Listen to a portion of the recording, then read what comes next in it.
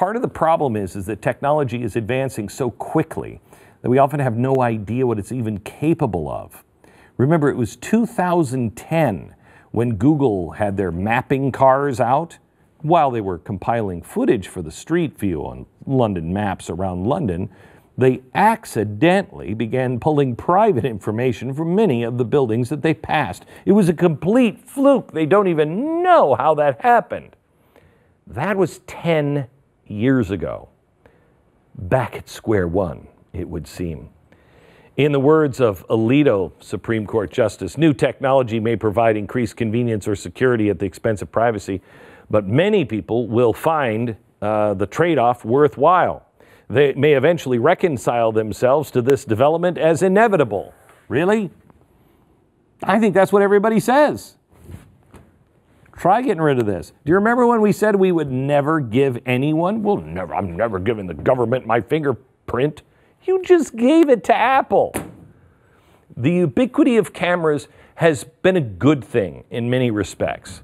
It has allowed us to see the truth in real time. For example, the high school boy, Washington, D.C., waiting for his school bus after a pro-life march, group of black Hebrew Israelites beginning hurling racist and homophobic insults at him and his classmates. All of a sudden, a Native American activist aggressively shoves his way toward the boy and starts banging on the drum in the boy's face. And despite the remarkable restraint the boy shows, the media manipulates a single frame of the video to make it appear as though the boy was hatefully bullying some poor defenseless Native American who literally cries on camera when he's interviewed. Thanks to footage of the full event, we're able to get the truth. So will this truth set us free or imprison us?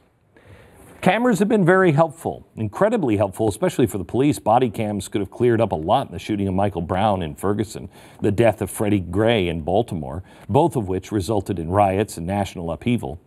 Over the past couple of years, police departments have begun using body cams. Some of them insist on body cams on all the time, all of their officers.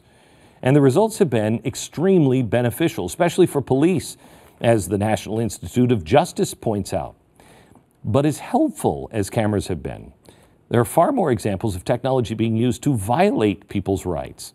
Syndicated columnist Jacob Sullum wrote this, quote, "Knowing that you're being watched by armed government agents tends to put a damper on things. You don't want to offend them or otherwise call attention to yourself." U.S. versus Vargas, this is in 2014.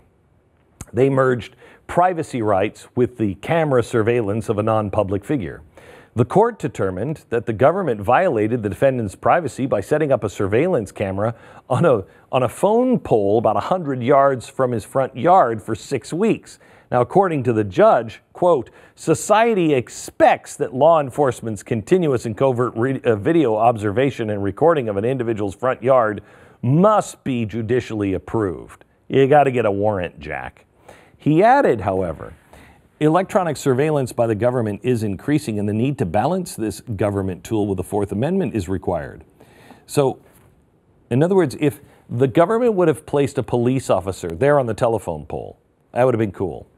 But cameras offer a different view that is so different in its intrusiveness that it does not qualify as a plain view observation. It's the panopticon. It's always watching. This constant surveillance, they wrote, provokes an immediate negative visceral reaction. Indiscriminate video surveillance raises the specter of the Orwellian state.